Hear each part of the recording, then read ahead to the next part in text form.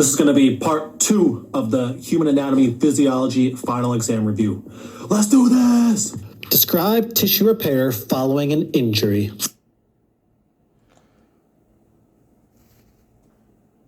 This screencastify video will cover these next 4 LOs. All right, so the 4 layers of the epidermis. So we start out with the stratum basal, right? It's the deepest layer of the skin.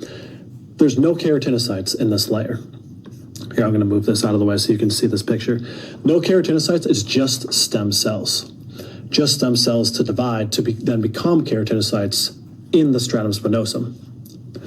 In this layer, we have melanocytes, and these melanocytes are going to secrete melanin up to the stratum corneum. And also Merkel cells will be here, and those Merkel cells detect light and discriminatory touch.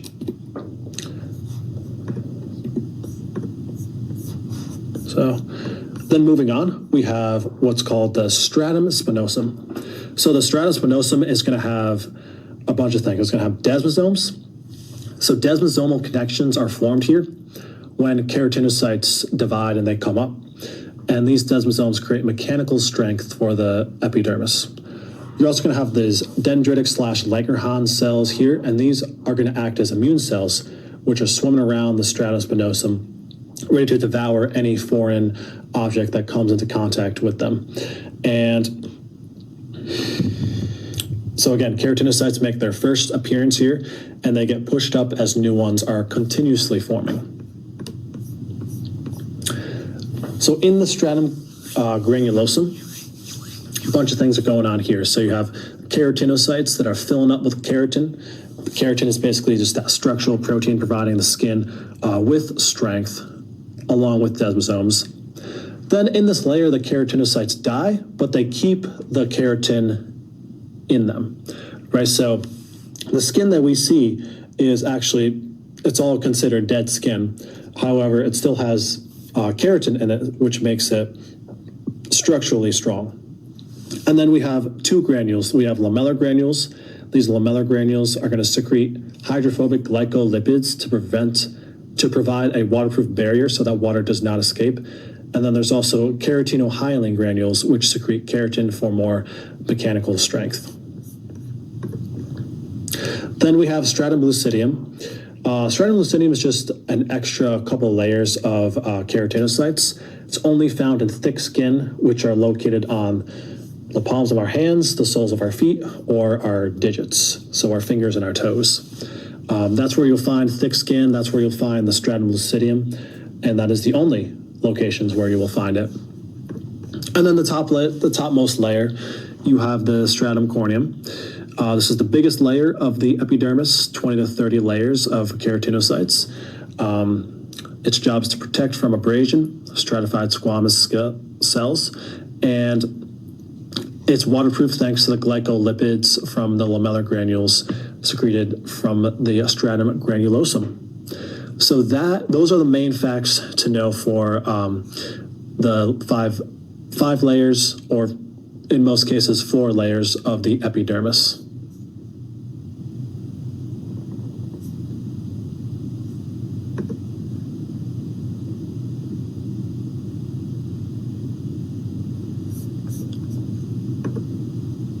Identify and describe the dermis and its layers, including the tissue types making up each dermal layer. So here is the layers of the epidermis that we just talked about in normal, non-thick skin. And here are the layers of the dermis that we are about to get into. So our epidermis consists of these 4 layers, and the type of cell it consists of is keratinized stratified squamous cells. And you got to remember, the thing about the epidermis is that it is innervated, meaning it has nerves in it, but it is avascular, no blood vessels. And so how does the epidermis get, the nutrients that it needs? It gets it through the papillary layer of the dermis. So the things to know about the papillary layer is that it's got a lot of capillaries in it to provide the nutrients to the epidermis, and it helps to regulate your body's core temperature. The connective tissue is areolar connective tissue in the papillary layer. And then in the reticular layer, which is much larger than the papillary layer, This is the layer that provides strength to the skin, or to the dermis rather, provides elasticity, lots of structural support due to high amounts of collagen. And this layer consists of dense, irregular connective tissue. Identify and describe the subcutaneous layer, including the tissue types. So going back to our picture here, the hypodermis is the bottommost layer of the dermis. It is below the dermis, and it consists of adipose tissue. So this adipose tissue insulates us. It provides us with a shock absorber for the skin.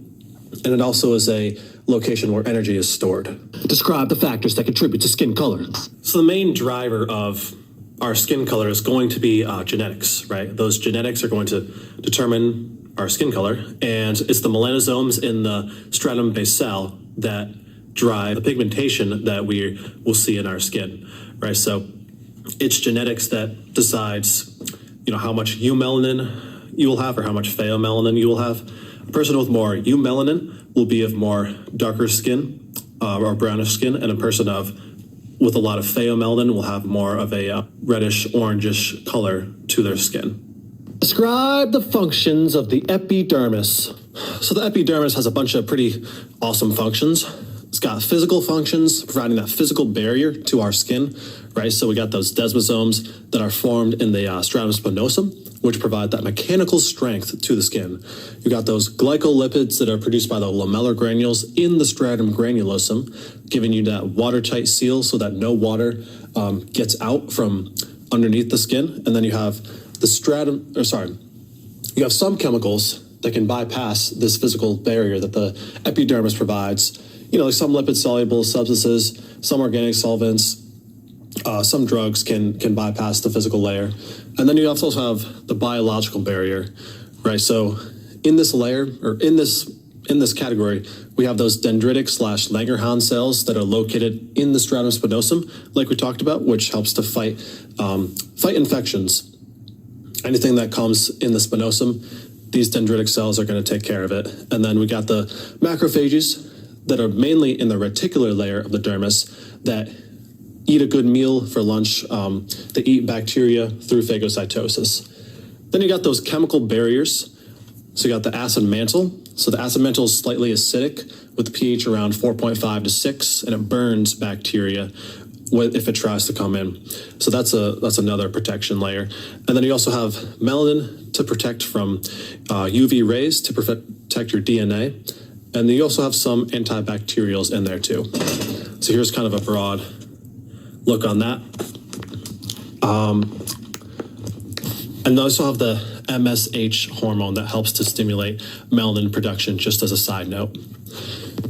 So then you also have body temperature regulation that the epidermis does. So you have, this is more of the dermis layer, but you have adipose tissue that helps to insulate you, to keep you warm. And you also have the papillary layer, which have lots of capillaries, lots of blood vessels that are going to vasoconstrict if you're hot to try to release some of that heat, or those vessels are going to vasoconstrict to help to conserve heat in the body. And you also have thermoregulation through eccrine sweat glands. So these are going to release sweat as you get hot in order to cool your body temperature down. Then you have cutaneous sensation. These are mainly the corpuscles, which we're going to talk about in a second. And you got pain receptors, nociceptors, and also the hair follicle receptors picking up things like wind and air. And then another big function is the metabolic function. So it's when the sunlight takes the cholesterol, converts it to vitamin D in order to be able to absorb calcium and phosphorus in the blood, which, as we know, are very important in the skeletal system, which we'll talk about in a minute.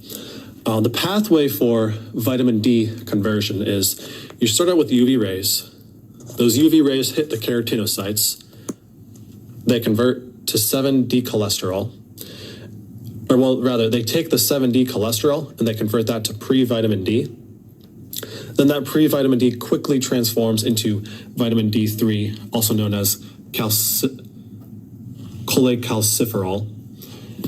And then the cholecalciferol travels in the blood to the liver. And in the liver, it's transformed into calcidiol. and then it's converted to, or rather the calcidiol is taken and it travels to the kidneys, and in the kidneys it's transformed into calcitriol, which is the active form of vitamin D. And we're going to need vitamin D for calcium absorption and bone health, right? So here's a broader picture of that, and that's the pathway for cholesterol. Identify the accessory structures of the skin, hair, nails, glands, and briefly describe their functions. All right, so these are the methods of secretion that the glands, which we'll get to in the next slide, secrete. And here, let me just put this in slideshow. So American glands, they secrete through exocytosis, and holocrine glands secrete through basically cell rupturing, cell apoptosis, where the cells just explode and expel all their dead fragments. And we'll see in a second, it's the eccrine and the apocrine, the two sudoriferous glands that secrete through American secretion, and then the sebaceous glands, which secrete oil, sebum, secrete through holocrine secretions. So this is a good chart to understand just the different functions of the three main glands that we've talked about for this unit. And in terms of the nails, so the basic things to know about the nails is that you have the eponychium right here, and the eponychium just kind of helps to seal off the nails to ensure that no dirt or no pathogens get inside of the skin. And then the hyponychium kind of does the same thing. It's just on the other end of the nail. And then inside the nail matrix, this is where you'll be doing mitosis to make new keratin cells, to make new nail cells, basically. And in terms of hair and hair follicle structure, so you should definitely know what the erector pili does. The erector pili is basically just a smooth muscle that contracts whenever you are cold. So it makes your hair stand up, gives you those goosebumps to help conserve that heat to keep you as warm as possible. You have your hair shaft, you have your hair root, your hair bulb. So kind of inside the hair matrix is where, you'll be doing your keratinocytes will be dividing, mitosis to create new hair cells, and then it's the same process. And yeah. So here are the corpuscles of the skin, right? So we'll start out with our Merkel cells. So Merkel cells will be located in the stratum basale, the bottommost layer of the epidermis. And the Merkel cells are responsible for detecting light touch and discriminatory pressure. So light touches and slight changes in pressure on the skin. And our next corpuscle is called the Meissner's corpuscle, located in the dermal papillae of the skin. And the dermal papillae, just a fun fact, it forms your fingerprints. The Meissner's corpuscle is responsible for detecting light touch only. So this only detects light touch, whereas the Merkel cells can also detect slight changes in texture in light touch. Our next corpuscle is the Ruffini corpuscle. The Ruffini corpuscle can be found in the reticular layer of the dermis, and this corpuscle detects low frequency vibrations and low pressure. And finally, our Pacinian corpuscle detects deep pressure and high frequency vibrations, and it's also found in the reticular layer of the skin. So here's a broader view of that. Explain how the integumentary system maintains homeostasis with respect to thermoregulation and water conservation. So this diagram kind of explains this LO very well. It basically just kind of goes over how when your body temperature falls, your blood vessels are going to constrict, you're going to conserve water. But when blood temperature or body temperature rises, your blood vessels are going to dilate and you're going to release heat and you're going to expel water through eccrine sweat glands and you're going to sweat. Explain how the integumentary system relates to other body systems to maintain homeostasis. Given a factor or situation, example, second-degree burns, partial thickness burns, predict the changes that could occur in the integumentary system and the consequences of those changes, i.e. given a cause state of So a first-degree burn is just going to burn through a little bit of the epidermis, A second degree burn will burn through the entire epidermis and into the blood, into the papillary layer of the dermis. So you're going to lose some blood with a second degree burn. And with a third degree burn, you're going to burn through the epidermis, all the dermis, and all the hypodermis. In a third degree burn, you will lose a lot of water. You will burn through all of your nerves. And in a third degree burn at the exact spot, you won't feel any pain in that spot. But the burn itself is still going to be painful, because if you do get a third degree burn, it'll probably look something like this, where there'll be first degree, second degree burns around it, which will be painful. And then you'll get the exact spot in the third degree burn. You won't feel any pain because you've burned through all of the nerves, but all around it, you will. Describe the major functions of the skeletal system. So here are the 7 main functions, broadly speaking, of the skeletal system. We got support as number 1. So the bones are going to provide that weight-bearing support, and it's also going to provide space support within our rib cage to be able to just bear our body's weight. And then we got protection, right? The bones are going to protect vital organs in our body, such as the brain with the skull, the spinal cord with the vertebrae, and the ribs protecting the heart. And then we got anchorage, where our bones act as levers for our muscles to move. Mineral storage, where calcium and phosphate are going to be stored, right? We have a continuous release and deposition of these minerals, and these are going to be huge in terms of building our bone and regulating that with blood calcium levels. Going on, we have blood cell formation, where hematopoiesis occurs in the red bone marrow. And remember, with red bone marrow, infants have red bone marrow everywhere, in the diaphyses and the proximal epiphyseal, distal epiphyseal, and the diaphysis of the bone. It's located everywhere, but in adults, red bone marrow is only found in the epiphysis, and in the diaphysis is replaced with yellow bone marrow. And we'll get into that in a second. And then leading off of that, in adults, you have that yellow bone marrow in the diaphyses and long bones. And then hormone production with the osteocalcin hormone, which helps to regulate insulin secretion and glucose homeostasis. List and describe the cellular and extracellular components of bone tissue. So the cellular components of bones consist of the organic material of bones. This includes osteoblasts, osteoclasts, osteocytes, and osteoprogenitor cells. And the extracellular components of bone tissue include all of the inorganic materials that the osteoblasts build, such as the hydroxyapatites and the calcium phosphates. Identify the microscopic structure of compact bone and spongy. So this is the microscopic structure of the compact and the spongy bone. As you can see right here with compact bone is built up of osteons. And that's what you see with these circles here.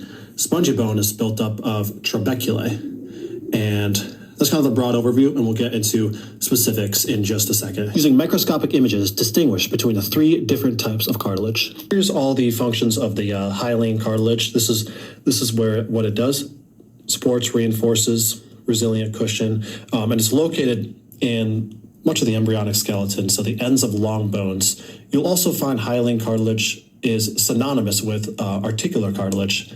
Articular cartilage is located at the end of long bones, and that just means hyaline cartilage. So this is the location of where that is, hyaline cartilage is, and this is where a little more information about elastic cartilage, and this is more information about fibrocartilage. Describe the roles of dense regular and dense irregular connective tissue in the skeletal system. So dense regular connective tissue has collagen fibers that are running in a parallel direction, one single direction, right? So the function is to attach muscles to bones and to withstand great tensile strength in one single direction. However, with dense irregular connective tissue, the collagen fibers are all swirled around, going in all different directions. And the goal of dense irregular is to provide tensile strength in all directions, whereas dense regular just provides it in one direction. And also it makes sense that it's in something like the shoulder joint, because the shoulder joint's a ball and socket movement where the shoulder moves in 360 all directions. So having this tissue really helps with giving that tensile strength. And it's also found, like we talked about, in the reticular layer of the dermis of the skin. Classify bones of the skeleton based on their shape. So you have your long bones, which consist of things like your humerus, femur, tibia, fibia, radius, ulna. These bones are going to be longer than they are wide, and they generally widen out at the end here. You have your short bones, which are cube-shaped, and short bones consist of things like all of your metacarpals and your metatarsals and your metacarpals are short bones. Flat bones are thin, flat and slightly curved. So that's going to consist of things like the sternum. And then vertebrae would be an example of an irregular bone with a complex shape to it. Identify and describe the structural components of a long bone and explain their functions. All right, so this is the structure of a long bone, right? We have our proximal epiphysis and our distal epiphysis. Now, in both epiphyses, in adults, we're going to see red bone marrow. And that red bone marrow is where hematopoiesis, the creation of new red blood cells, occurs. In infants, we will see this red bone marrow everywhere in the bone. The epiphysis, diaphysis, and proximal epiphysis. But in adults, it's just in these two locations. Next up, we have the diaphysis. And the diaphysis is basically the long shaft of the bone, and it's where the yellow bone marrow is contained. Right, and more specifically, it's the yellow bone marrow is inside of the medullary cavity, and the medullary cavity is lined by a substance called endosteum, and that inside the medullary cavity is yellow bone marrow. I know it's orange, but just pretend it's yellow. I didn't have a yellow marker, but yeah, the yellow bone marrow is where energy adipocytes are stored. They're kind of the last resort for energy. So if you're using this for energy inside bones, you're in rough shape, right? So yeah, the periosteum is what covers all of the long bones except for the ends, the end right here, and the end is covered by articular/hyaline cartilage. They both mean the same thing. And the articular cartilage allows for articulation against joints.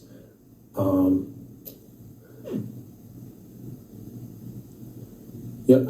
And then inside of the compact bone, you have structures called osteons, and we'll get into the microanatomy of an osteon in a minute. And then in spongy bone, which is found in the epiphysis, you will have trabeculae, which consists of the majority of the epiphysis. The trabeculae allows to still have that strong structure, but it lightens the weight of the bone, whereas the compact bone is hard and firm, consisting of tightly packed osteons. Describe the locations of the three types of cartilage in the skeleton. So hyaline cartilage can be found in the embryonic skeleton, the ends of long bones, in joint cavities, costal cartilages of the ribs, the cartilage of the nose, the trachea, and the larynx.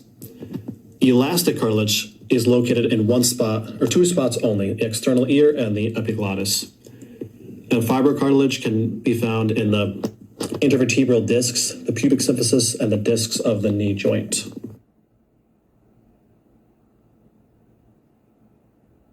So as we were discussing, red bone marrow will be found in infants in all areas of the bone, the epiphysis, the diaphysis, and the distal epiphysis. But in adults,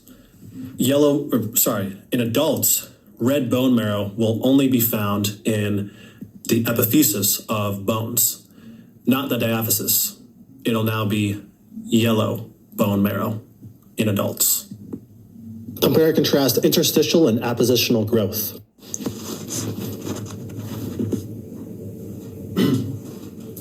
So appositional growth is going to happen when the cells in the perichondrium secrete ECM, so proteoglycans and collagen in this case, against the external cartilage. So it's going to basically grow widthwise, while as an interstitial growth, the chondrocytes secrete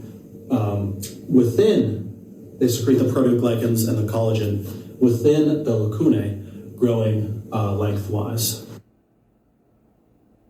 So let's dive right into this juicy LO here.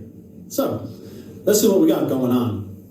Let's start from the very beginning. The first thing we're going to see in a bone is a mesenchymal cell. And these mesenchymal cells are going to divide, and they're going to turn into osteoprogenitor cells. Right? And the osteoprogenitor cells are going to line the inside of the periosteum. These osteoprogenitor cells are going to divide again, and they're going to turn into osteoblasts. And then we know that once osteoblasts secrete all their matrix, they get engulfed in their own matrix. So then they become an osteocyte within a lacunae. Osteoclasts, they don't come from any of this. They come from white blood cells. So let's dive a little bit into some microanatomy here. So our bone, here's a little cross-section of the bone. So in compact bone, we're going to have these structures called osteons. These osteons are very tightly packed together. So to zoom in on an osteon, we have our Haversian canal, and the Haversian canal is where you'll find blood vessels going through, you'll find nerves going through, you'll find lymphatic vessels going through, all going through the Haversian canal to provide the nutrients to the bones. So our first major cell is the osteoblasts. You can see the osteoblasts are located all around the osteon. And the role of the osteoblast is to build the bone. They secrete matrix to build bone, organically and inorganically. The organic components are what they are directly secreting themselves. Proteoglycans, glycoproteins, and collagen. These three combined together is called osteoid. The organic components of bone matrix, they give the bone its tensile strength, its resistance, and its flexibility. So without the organic components, there's no tensile strength, there's no flexibility. It's just going to be a hard, brittle rock. The inorganic components that the osteoblasts secrete are hydroxyapatates and calcium phosphate. And the way that they add the inorganic components to the matrix is they pull these components from our blood. The inorganic components give the bone its hardness and its strength against compression. Our next big major cell is the osteocytes. So the osteocytes are the commanders of the cell. They are the things that tell the osteoblasts and the osteoclasts to do their thing, right? And once the blasts become engulfed in their own matrix, they're going to turn into osteocytes within a lacunae. The caniculi, these are just tiny little blood vessels that are leading off the Haversian canal, again, giving the nutrients to the bone. And each one of these little squares here is called lamellae, and the lamellae is just the completed matrix of the bone, all the inorganic stuff and all of the organic components. In spongy bone, we don't have osteons, we have what is called trabeculae. Now the trabeculae, the benefit of trabeculae is that it's very spaced out, so there's a lot more room for blood vessels to go through there and all the stuff like that. And it reduces the weight of the bone dramatically. So you can still have strength to the bone, but the benefit of the spongy bone is it reduces the weight of it. So here's the trabeculae zoomed in. Again, you can see the osteoclasts, osteoblasts, osteocytes, Haversian canal, the caniculi, the lamellae, and all of these do the exact same functions as this does. However, it's on trabeculae, so the matrix of the bone and the structure of the spongy bone provides for more spread out space. Explain the hormonal regulation of skin. Distinguish between the axial and appendicular skeletons. So these are the hormones that are going to control how the osteoclasts are stimulated. So if we have an increased level of calcium, the thyroid gland is going to release the hormone calcitonin, because we know that calcitonin is the hormone that inhibits osteoclast activity and stimulates calcium uptake by the bones. If